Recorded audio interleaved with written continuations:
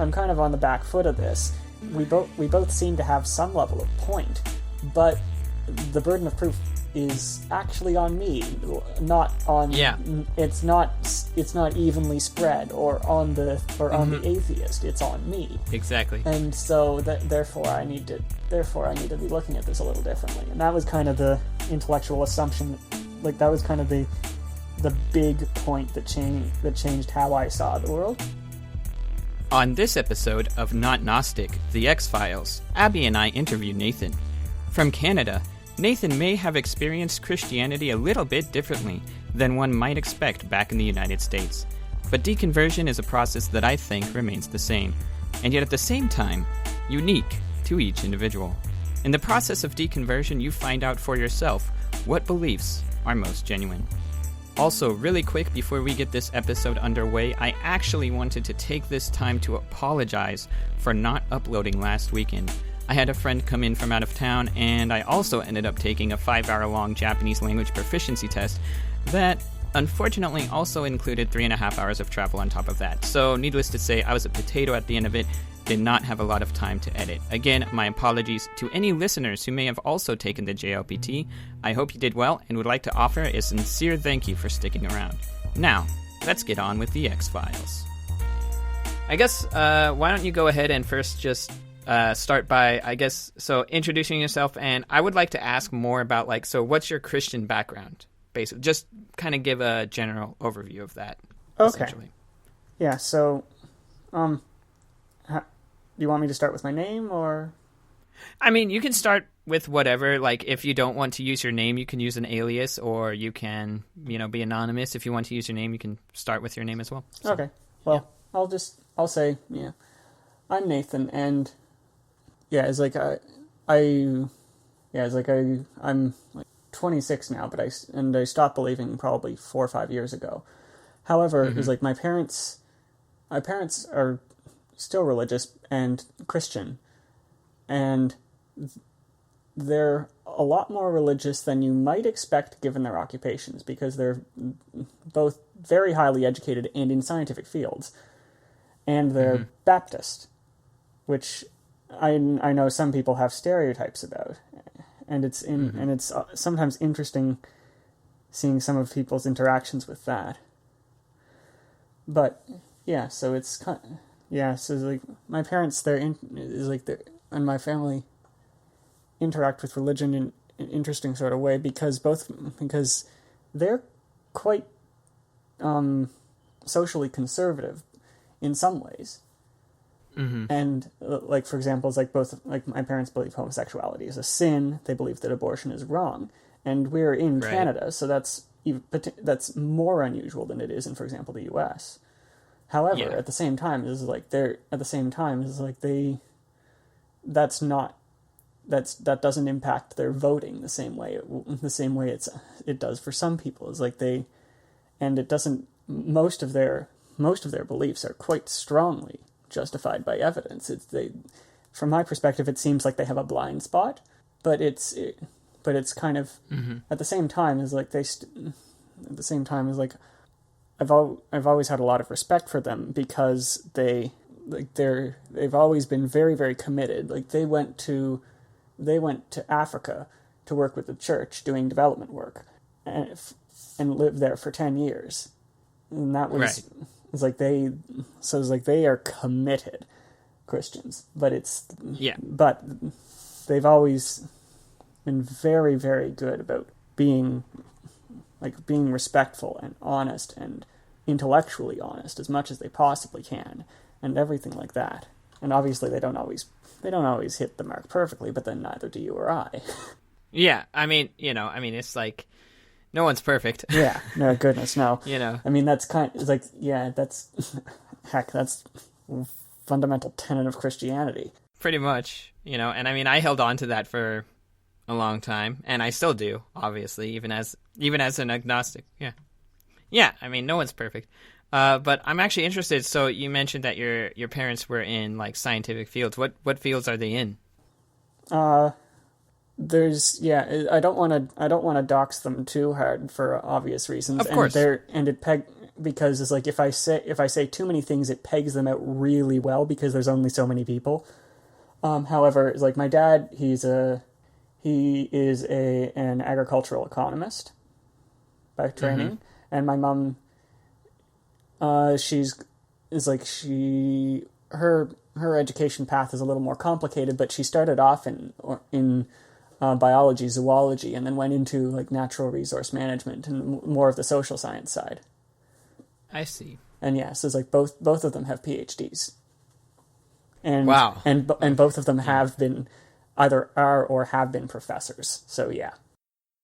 That's interesting. You hear often a lot that, like, I don't know, just, on the Reddit community and, other communities online, you often hear that people who are, really smart are also very religious. They can be. Well, it's easy to find.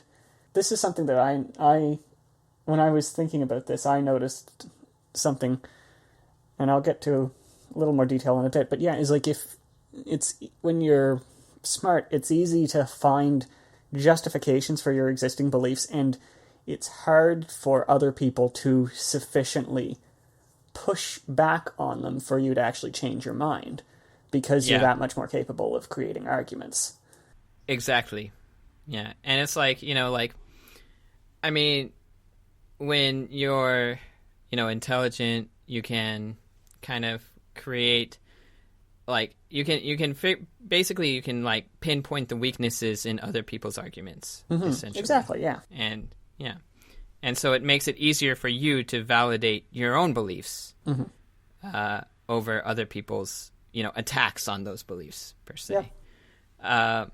So when did you exactly start realizing that you weren't, maybe like your particular ideology didn't match up with Christianity? Well, it's kind of complicated, and it was kind of a gradual thing.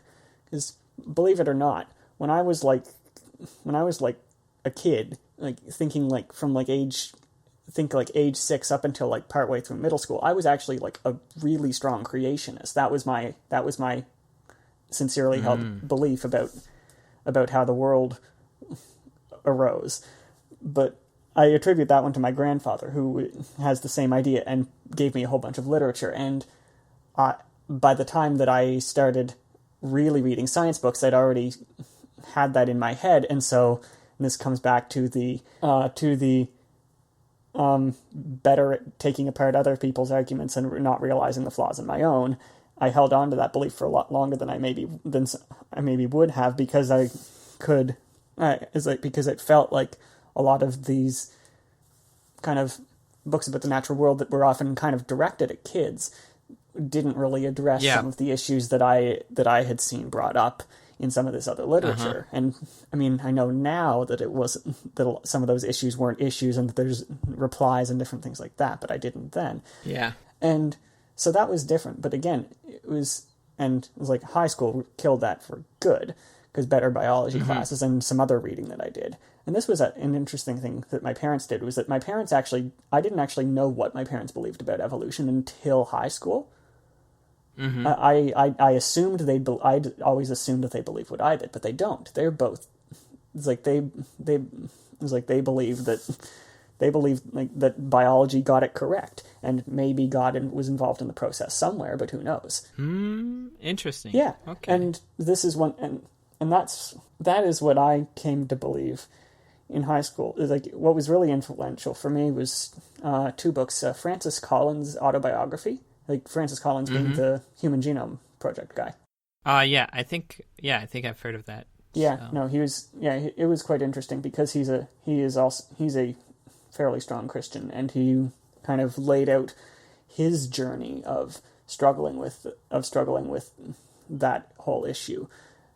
And there was a couple of other apologetic works from kind of the scientific angle as well that informed me on that respect. I believe one of them was Exploring Reality by John Polkinghorne, who's a physicist, and also a priest. That's interesting. Yeah, no, I don't know. He's Brit. He's a Brit, and it's interesting. I remember, I've also heard that you mentioned, like, books aimed at kids essentially earlier. And it's interesting to me that, like, a lot of the books about Christianity that are aimed at children, they often neglect to mention a lot of the things that most people, I feel like, would find, I guess, I don't know, atrocious, for lack of a better term, in the Bible. I mean, you know what I mean? I mean, of course. Like, yeah. But, so. and that was something that I engaged with later, and it was interesting because I found some pretty effective ways of explaining those away when I was still religious, but at the same time, of course, yeah. Like, you can, it says, like, it's one of those things where it's like you can explain it either way, but but it depends on where you're starting from that it comes up. Yeah, and I mean, when I was Christian, I would just kind of, I don't know, I guess I probably just used the catch-all, like, God works in, like, mysterious ways, essentially phrase, because it's so easy to say that. It's God is all loving, he's omniscient, and it's like, and then people point out the fact that, in the Bible it says God killed all firstborns in Egypt, and it's just like, well, he's all loving, so, I mean, we can't possibly know the meaning, like, what God intended behind that. Maybe they're all in heaven right now or something like that. And of course also, there's the whole, it's like you can always take the whole consequentialism sort of angle with it, whereas, like, yes, this was bad, but because God is good, he had some much greater purpose in mind, that therefore that justifies it. But of course, it's like I struggle with that now, and I struggled with that then too, and that it was it's one of those things that still it still bugs me, and how I ended up really feeling okay about it before I actually left the faith was basically saying, like, was basically falling back on the tech. We don't know how any of this happened, because it's like this might be divinely inspired, but it came through X generations of humans who all had their own ideas. And so that was kind of that. This is like I lost faith in kind of the inerrancy of the Bible a lot earlier, because it just started to fall apart. Yeah, it didn't make sense as a pure unaltered thing. It made sense as there was something here that was that's somewhat coherent, but there's a lot of human filtering on it. Yeah, and the human filtering thing is interesting to me because in the last episode, I guess I basically, like, when we discuss identity of who you are in Christianity and the identity of God, in my opinion, I think that God is actually, humanistic in nature. Well, yeah. Essentially. Like, he's led by humanistic values. To some degree, Yeah, and so, with each generation, the idea of God changes. And what is acceptable, or, like, what might have been unacceptable before suddenly becomes acceptable. That, to me, the fact that we as human beings can sort of, like, change Scripture's interpretation of that, to me, kind of says that God is not... Something. Yeah, exactly. That maybe God is not as divine as we think God actually is. Yeah, although... Maybe Although simultaneously, is like a lot of our moral ideas tend to hit at a few particular marks. So it's like if there was a God that existed, there would seem to be something in common there. But at the same time, is like that could just as also be because those were adaptive in our various environments over our history, too. Yeah, so it's like there doesn't have to be a divine answer. No, there doesn't. Yeah, and yeah, I mean that's a very good point.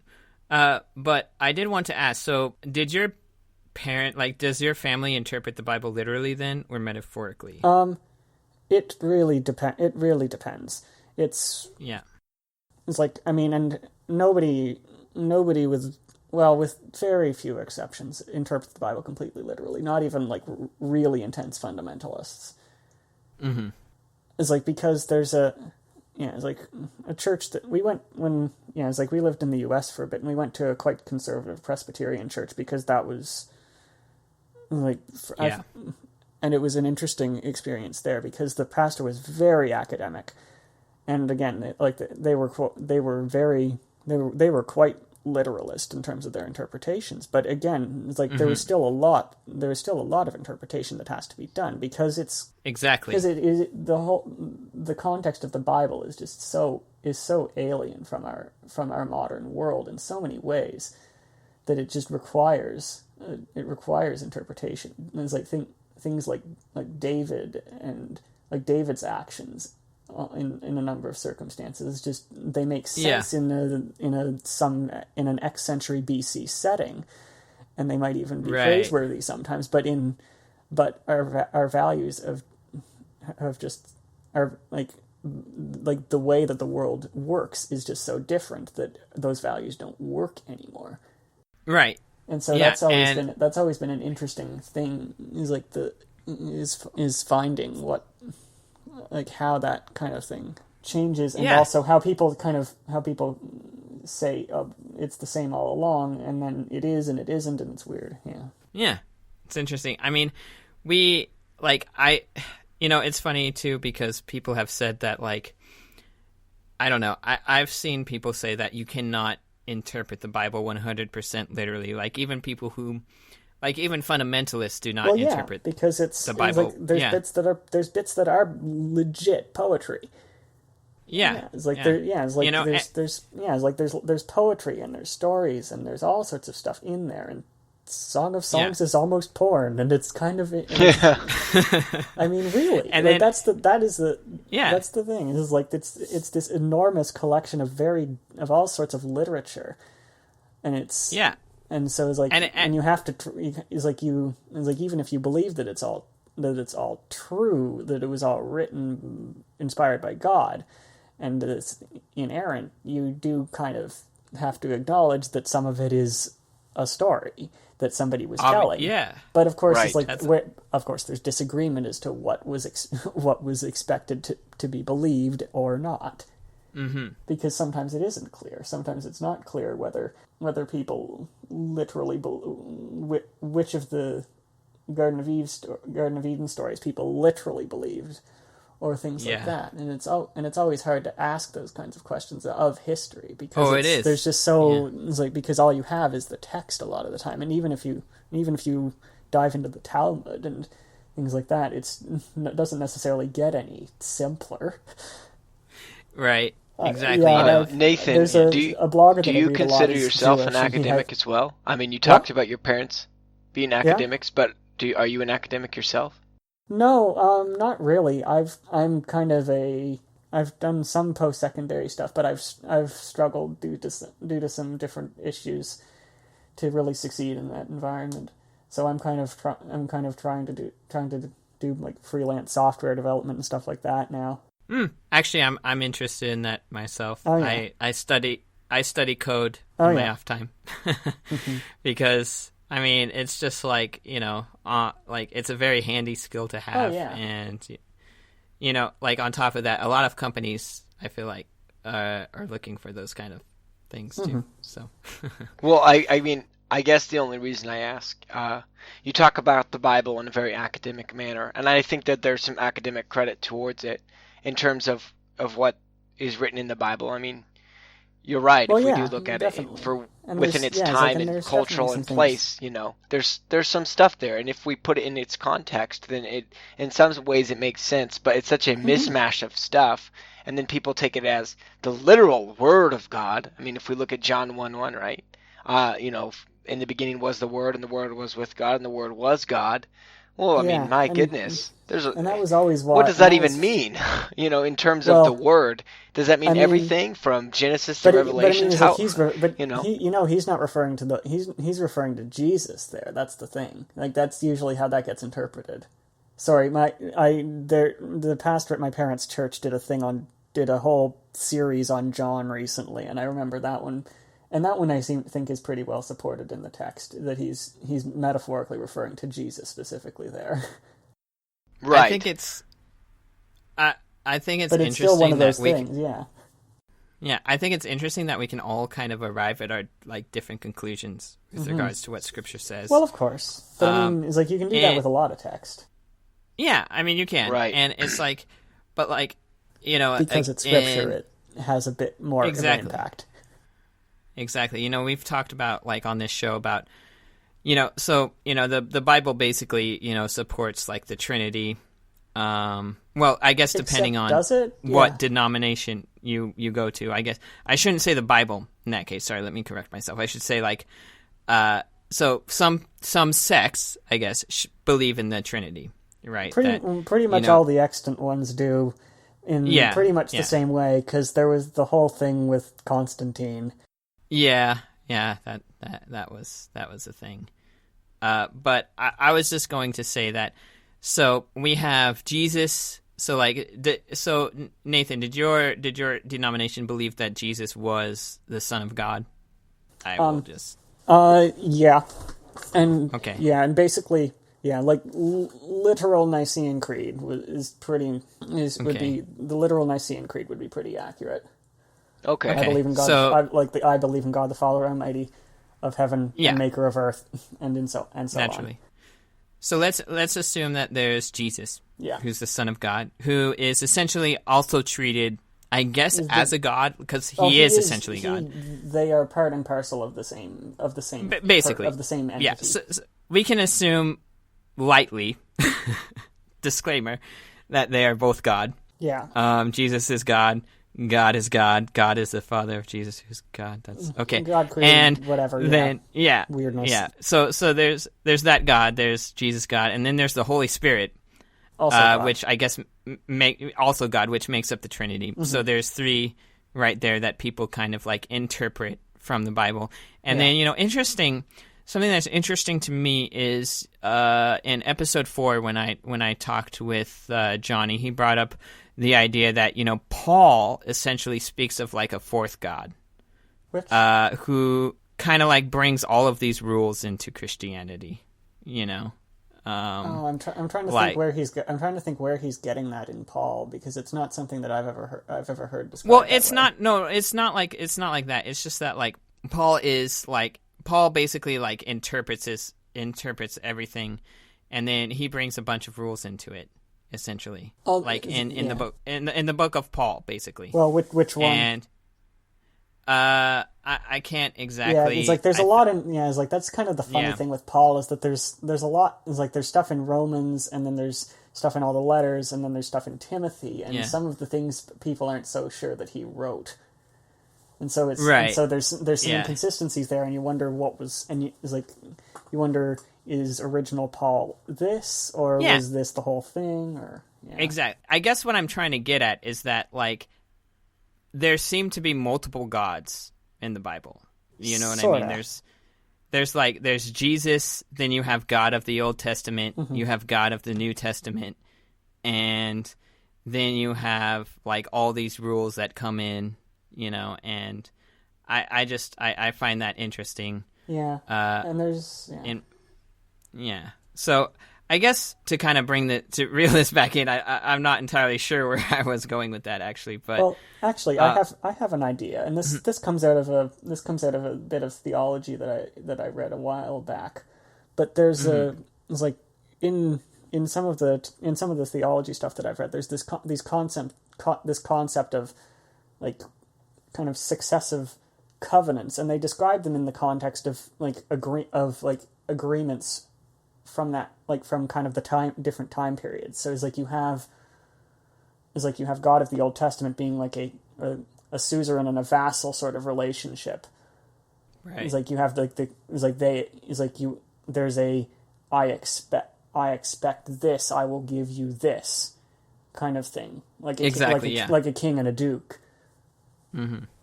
And then I forget all the details, but you have kind of basically these successive different agreements between first God and Abraham, God and the Israelites, God and God and us, and so on, and just the different, and basically the idea being that this was kind of, is like there's the changes in behavior are part and parcel of the changes of the changes in that relationship, and that relationship needed to change for our benefit, essentially, because it's like this was because it's like what worked or failed to work, as the case may be, for the Israelites is different than what would work for a massive multicultural church, which was kind of how which was kind of how Paul started to imagine it. Yeah, but then doesn't that, again, I guess we kind of come back to that whole humanistic nature in God. Well, yeah, right? And it's one of those things where it's so much how your perspective. Yeah. He changes based on what culture you're in. And so I feel like that's part of like a big reason why I deconverted from Christianity. Oh, yeah. In a sense. I can certainly see that. Yeah. Because it's like, okay, well, being, so that's not okay in that culture, but it's okay in this one.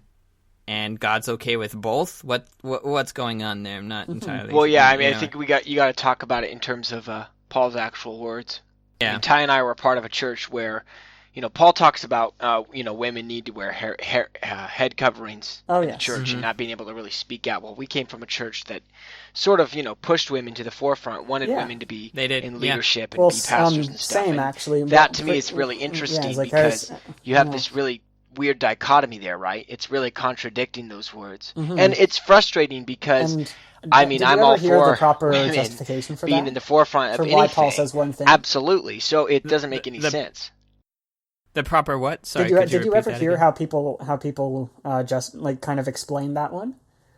In terms of how Paul would say that, but then we aren't pushing back on the gender roles really, really hard in our modern day. I think I've probably heard it all by this point. Maybe, but, yeah. It's interesting. It's interesting some of the work that goes in there, and I'm not sure how much credence to give it, but it was Yeah, and that's the difficult thing is like what's true, right? Like what's the true interpretation? Well, you know what I mean? Like, well, yeah. I mean, I get like and it's interesting that Abby and I came from that kind of background because our church was actually very conservative at the same time. Is that right, Abby? Yeah, well, I mean, secretly conservative.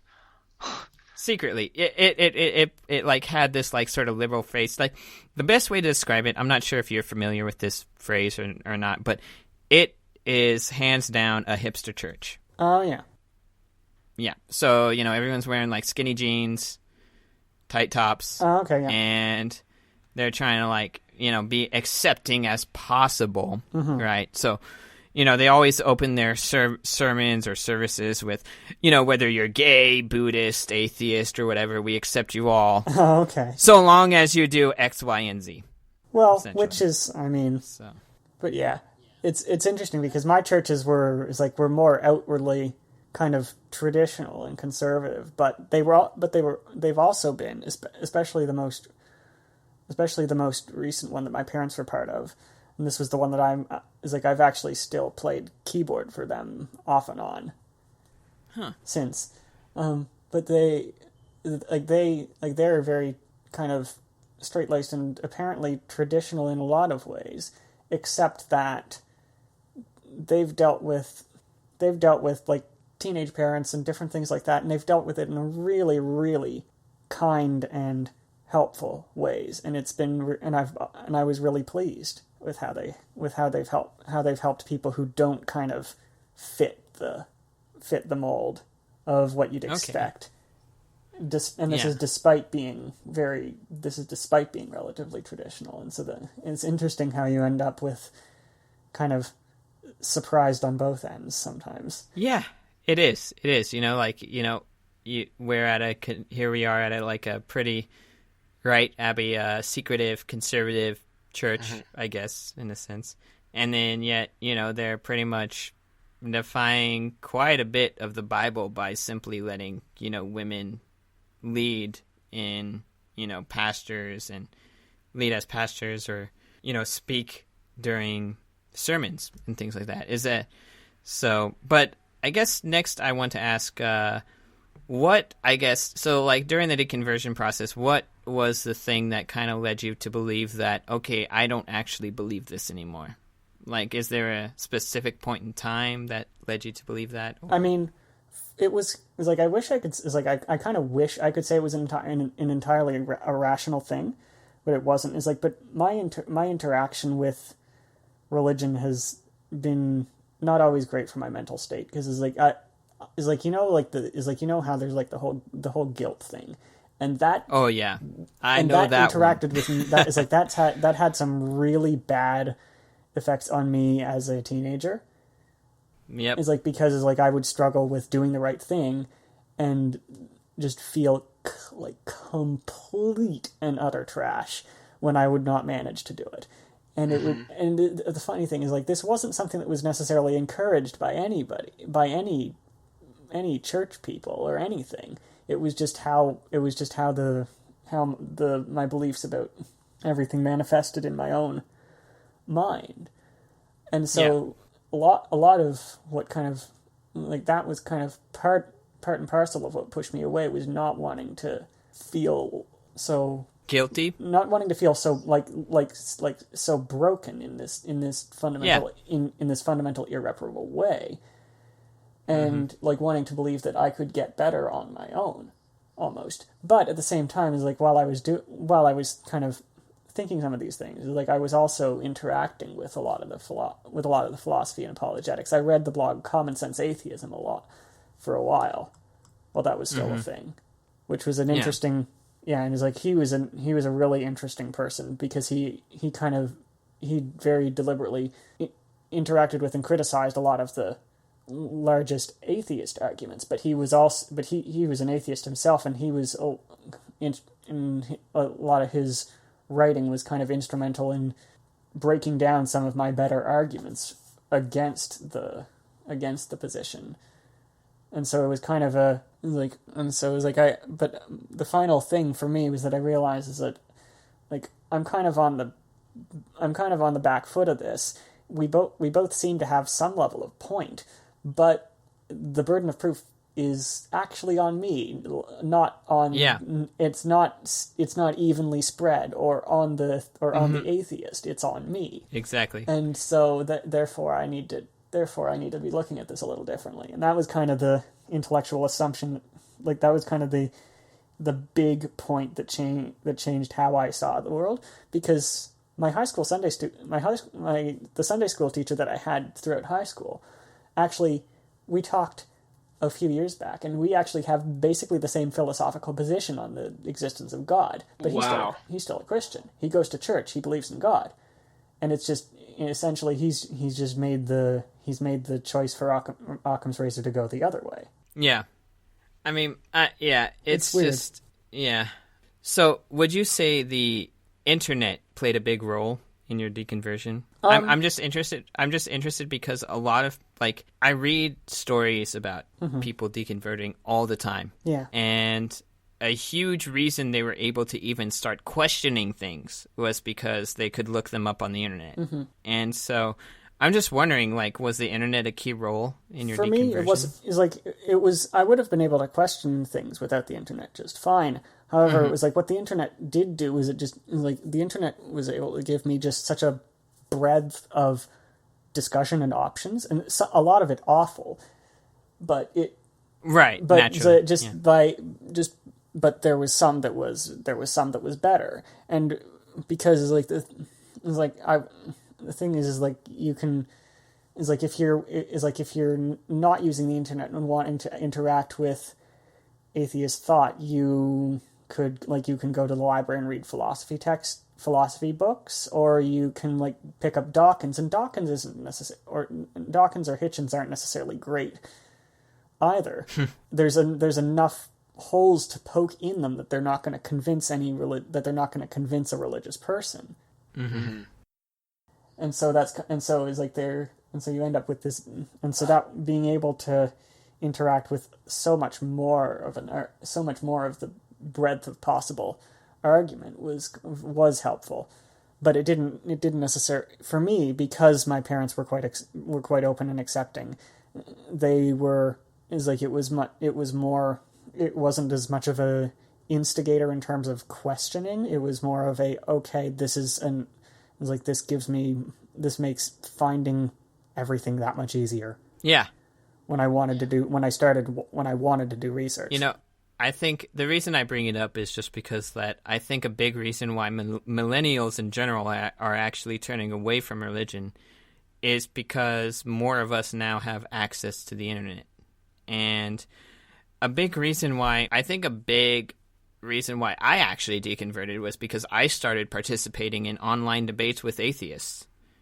And well, yeah, and so I did this. I did a lot of the same. And so, like, I would like hang on so hard to like the idea that, oh, well, you know, you can observe evolution on like the small scale, right? But you can't. You've never seen a ape turn into a human, have you? Checkmate. Oh, dear. And then, so that's basically how I acted, essentially. And then, oh boy, you were the kind of person that I was annoyed with. so basically that's how I acted. And then, you know, eventually, then eventually I'm just like, I use this isn't making any eventually sense. I'm just like, I start reading debates rather than participating in them because, you know, I'm also getting downvoted to hell. But so I just basically, you know, I read debates instead rather than participate. And over time, I find myself actually agreeing with atheists than I do with the theists. And right, yeah. So over time, that's basically the way the cookie crumbled for me. And I actually did not want to become an atheist. That was the last thing I wanted to become. Neither did I, really. It's like, I mean, that's kind of why I held on to my Christianity for as long as I did, because it's like I was an agnostic theist for probably close to 2 years. Yeah. But it was finally, it's like, no, this is not an intellectually honest position. I would say I was an agnostic. You said you were an agnostic theist, right? I would say I was an agnostic theist for about a few months before I was like, well, this isn't working out. And well, yeah, because it helps that I, you know, moved to another country, you know, and Abby and I, we both moved to Japan. So we're surrounded by people who basically aren't Christian all the time. And so it was a lot quicker for me to deconstruct, I feel like. So well, yeah, and for me it's interesting for me is like in high school, my friend circle was very much not Christian. Just with the exception of my girlfriend, who was a believer. But again, like past that is like my social circle contracted a lot. Yeah. And so there wasn't really, it's like I did a lot of this kind of on my own, just me and the internet. Yeah. Which was not always the most healthy thing, but it worked out in the end. I mean, I can understand that though. I mean, you know, a lot of well, it's like well, yeah, it's like you guys moving to Japan, or you two and the internet sometimes feel like that way too. Pretty much. I mean, Abby, how much time do you spend on the internet? Oh, I mean, I spent a considerable amount. I wouldn't say that the internet was a part of my downfall from Christianity, but I would say that certainly being able to come in contact with the wide version of the world, you know, I mean, to even think that something like that wasn't even possible, you know, a few decades ago. I mean, this is within our lifetime that the internet became a thing, right? And so, and at a very young age, even for us. So, you know, it is something to me that, you know, I spent a considerable amount of time on the internet, and through that, I came into contact with other ideas and beliefs and worlds and cultures that put me, you know, in a position to really open my mind and thought. And that sometimes, you know, as a Christian, you know, use caution, and there was kind of red alert moments there of like, this is wrong or this is bad. With some critical distance, it became why the hell was I labeling something as bad or wrong when this is just an is for so many people out in the world right now, and has nothing to do with right or wrong or God or, you know, any of that stuff. Yeah. Although it's like but it's also interesting now how things it seems like in some ways that like the internet reinforces some of people's kind of Yes. like preconceptions, because there's just so much information now that you have to do a lot of filtering, and any filtering tends to induce bias. Exactly. And actually, I know access to the internet doesn't really equal fact, right? No, it doesn't. There's so many things There's so out much there. information, but it's like the reliability of it is to be determined. Well, and like, I reached out on the subreddit, True Atheism, when I was asking for, people to come on. And there's a reason for that. There's a reason why I didn't ask on our atheism, because True Atheism is smaller, and so it's like there's higher signal to noise ratio. Exactly. And our atheism has a tendency to, like, you get the really hardcore atheists on that sub. I think you get the hardcore, but I think you also get like the angry newbies a lot. Yeah, you do. And right, also, for and sure. also Bitter just and the angry. subreddit, like the Reddit vote system tends to reward low effort incendiary things. It does too. It does. And I've noticed that, and I've learned how to actually kind of like game the system in that regard. But so it's like, I mean, like just browsing like our atheism, we're talking about bias and things like that. They can't like the things that are voted to the like the front page all the time, constantly, are from independent.co.uk, and that website is by far the most biased you could possibly get. I don't know. Daily Mail noticed. might be worse. I'm not sure, man. I just know that it's certainly not Yeah, they've got they're very much the hedgehog school of thing. They know one big thing and they're sticking to it. Yeah, I just know, man. I went to the independent page and like I talked about it with my friend, and immediately he's like, dude, that's like as biased as you could possibly get on a web page. And it's true though. Like you look at independent and it blows everything out of proportion, and when it does, it's always supporting either like the liberal side of things or like the atheist side of things in general. And I mean, we're human, is like, so you see we're the going to reverse with some of the conservative sources too. Yeah. Well, obviously, naturally. Yeah. But it's so hard nowadays. Like I think what Abby was getting to is like it's so hard nowadays to find that medium. Like that like the middle in between. Well, yeah, just because the incentive structure for like making money in online journalism is so bad, because it depends so much on ads and clicks and stuff. It does, yeah, and so much clickbait, man. Yeah. It's just insane. But I mean, it's not like journalism hasn't had that problem in the past, but it just seems to be worse it seems now. To be amplified now for some reason. And it's hard to say exactly why. Right. Oh, I think it's so hard to find a middle ground. It is. Well, and it's so hard to find a middle ground. Yeah. Yeah. I mean, between extreme Christians and extreme atheists, they both can't get along, or there's the angry atheists who are just angry for no reason, but how dare these shallow lambs and shallow people and weak people believe in God, when they don't see kind of the community or the things that come out of it, or the things that people get from faith that are actually quite needed in my opinion, for human strength and ability to carry on. It's something that's really difficult to even explain, like the weight of life, itself is very heavy, and not everyone can carry that on their own. And so faith plays a big integral role in that. Yeah. And I mean, and that's And go ahead. So that my point is, I think that it's really important, to find that middle ground, even within the atheism versus, theism argument of going, look, we realize that there's importance in people bonding together over certain things. I don't know. I mean, it kind of goes back to where you were at the beginning, Nathan. You talked about your parents' kind of views on the Bible. You talked about your own views. You talked about kind of where you came from. I see this kind of common thread here of there should be a respect for what is there. Yeah. Not necessarily hate. Oh, let's burn all the Bibles. That's not the answer. That's hell ridiculous. no.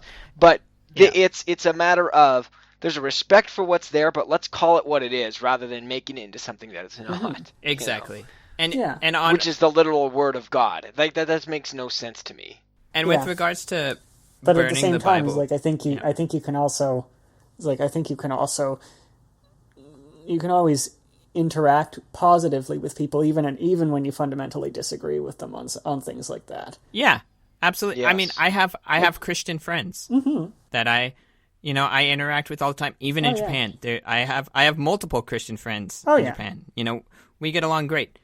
And, it's because, they have a live and let live attitude about everything. And that's what, And I mean, Christianity does surprisingly well with that sometimes.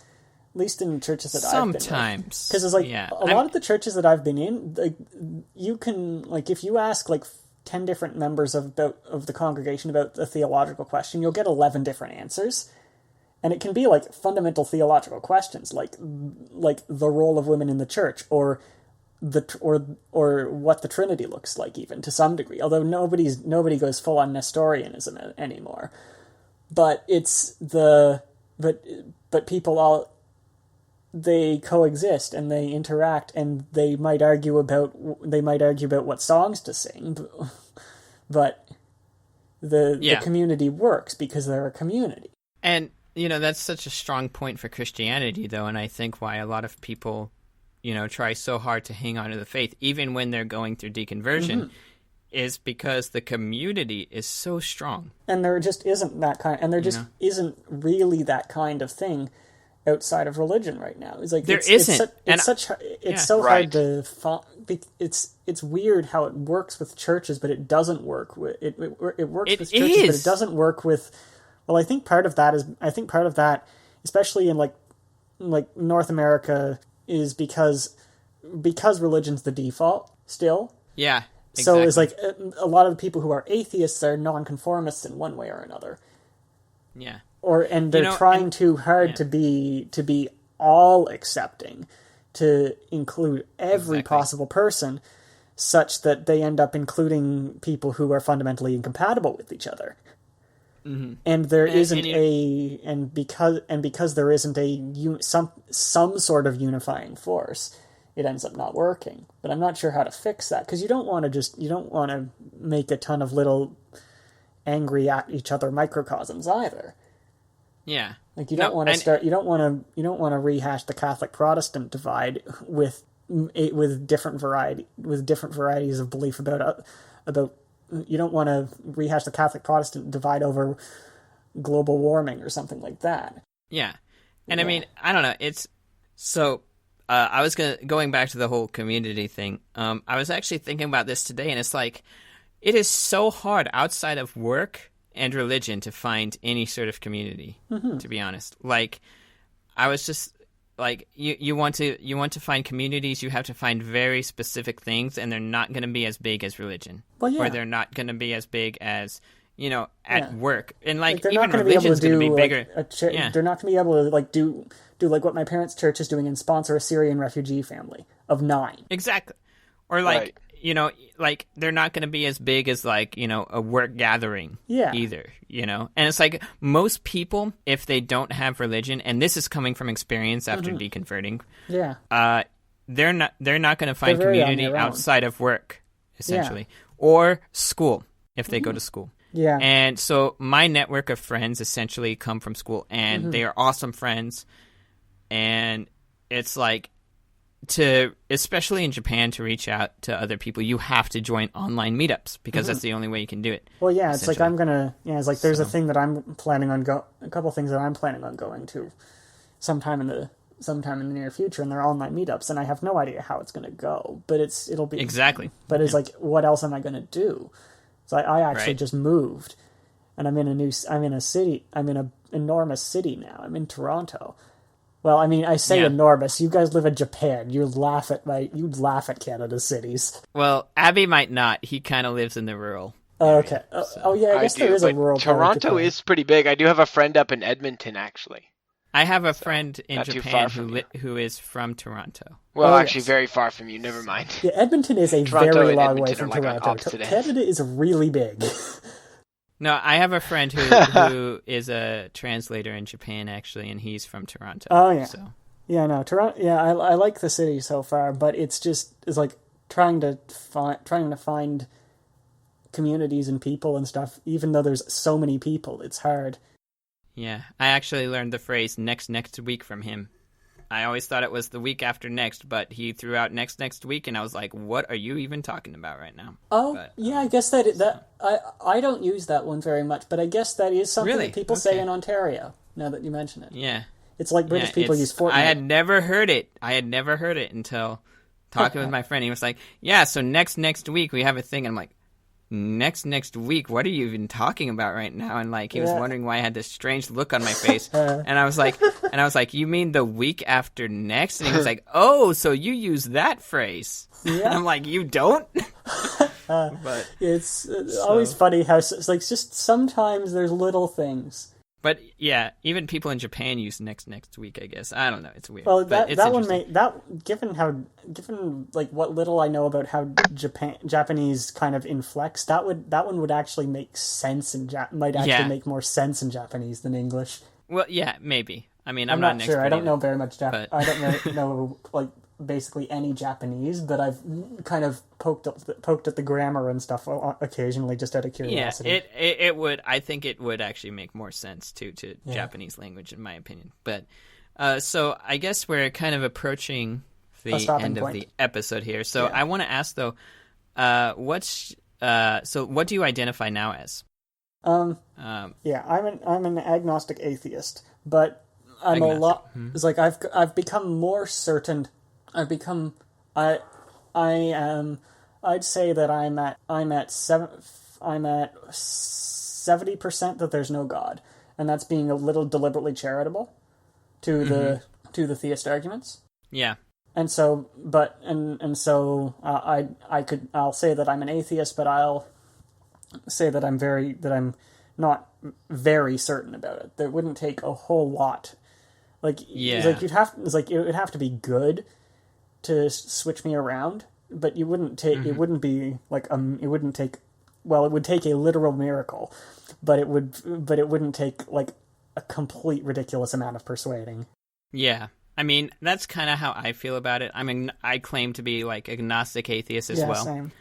But the more and more that, I read upon science and, various literature, I find myself leaning towards the idea that there probably is no God. Yeah. And I don't want to say that for certain. Well, no. Because I don't know. No one knows unless you experience death yourself. And it's also one of those things, because of the way brains work, you don't want to close the door really hard, because if you do, then it'll be hard to switch back. If the evidence would support it. It's like if the balance of things changes, you want to be able to change with it. And if you close the door, you lose that ability. Yeah, you do. And, I generally like to keep an open mind about things. Yeah. And, there's a lot of things science can't explain, which that's fine. I generally lean towards the idea that there's a scientific explanation for everything. Probably, but at the same time, even if we don't know it yet, Yeah, and at the same time, is like it's one of those. Yeah, one of the best things for me was really confronting like probability based belief stuff, because that helped me really articulate, and also like kind of understand just how many things are wrapped up in the single "I believe in God" thing. Because it's like, and the thing is like the more and more you have, the more and more complexity that's wrapped up in a single thing, the less likely it is in a pure vacuum. Yeah. And so that's kind of so it's like, so it's like, it's a challenging thing to do, and especially it's challenging because so much of your emotions are tied up in the answer. Yeah, definitely. And so I just I like having that, percentage of I don't know. Yeah. There. Mm-hmm. It's always going to be there, I think, the rest of my life. Well, yeah, unless things really change. I don't think it's ever going to reach, I don't think it's going to reach even 99% sure. I think it's probably going to be... I mean, and that's wise, because, those kinds of probabilities, once you get past 99%, your probabilities get really wacky. Yeah, and I mean, science, there's always going to be something that science can't explain. I think no matter what, no matter how advanced we get, I think there's always going to be something. Just in the sense of, like, in order to explain lots of things, you have to avoid overfitting your model, which means there will be some things that don't perfectly fit the model. Yeah. Because it's like, if you have data and you draw the curve of best fit, there's still things that are off the curve, and there's whatever, who knows why. Yeah. But the curve is what describes the data, but it's not the data. Yeah. I mean, the interesting thing is that as an atheist, life has become, like, just more interesting to me. Because as a Christian, you had the, God did it phrase, catch-all phrase. I must say, like, that was never how I felt about it. I was always, I was for a very long time just completely in awe of say, for example, say the universe was created by God doing the Big Bang and then basically leaving everything to run. Yeah. And I was kind of in awe of God doing that and then not having to intervene and having everything work out. Yeah. And that was so phenomenal to me. And so it's like there was that aspect. I guess of it is like for me, saying God did it wasn't a be all end all oversimplification. Yeah. Yeah, it wasn't a be all end all answer. It was oh my goodness, that's a thing. Yeah, I mean, I guess there's that way to look at it too. Well, yeah, and that was something that I kind of cultivated because I liked science, because I loved the natural world, and I loved thinking, and I loved kind of the scientific process and understanding the world, and so that was kind of, in some ways, me bringing that into my faith, and ultimately it kind of ate my faith the zombie fungus from The Last of Us, but it kind of worked out in the end. Yeah, I can see that, because I mean, I would have interpreted that as more of like a liberal translation. Well, yeah, and it would be interpretation of the Bible, and like I've noticed a lot that when people deconvert, they start with the most like liberal interpretations because they want still want to believe. Yeah, you want to believe. Mm-hmm. You try to find the truth.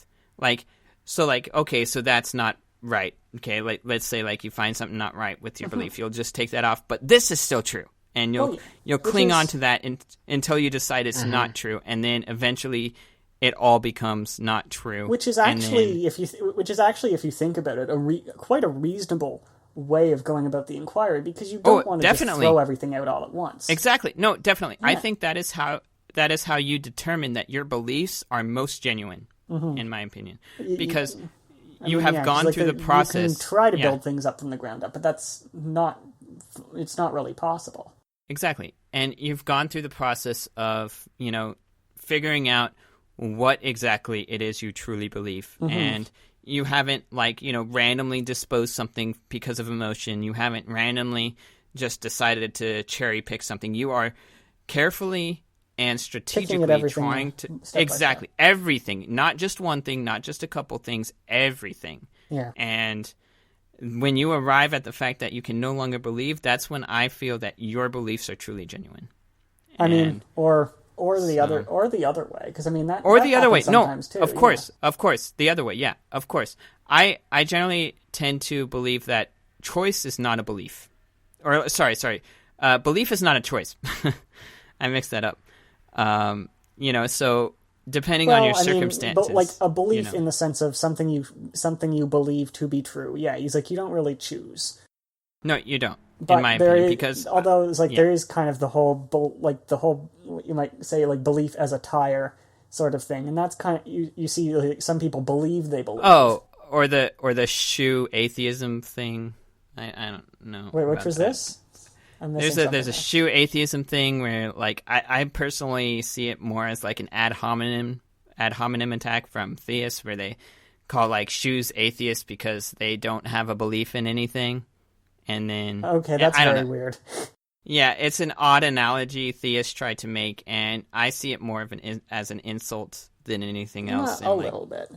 But because yeah, they basically try to equate atheists to shoes because they don't believe in God, essentially. But shoes can't hold a belief at all. So it's like the analogy doesn't hold. It's like it doesn't quite follow. So that might be more of a Reddit thing. I'm not sure if it's an actual thing. I'm not sure. I mean, I've been routinely surprised by the crazy nonsense that some people hold somewhere. Even from otherwise reasonable people. So it's like, who knows?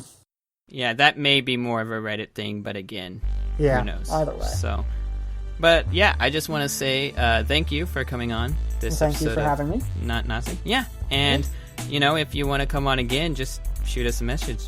Sure. Well, it was like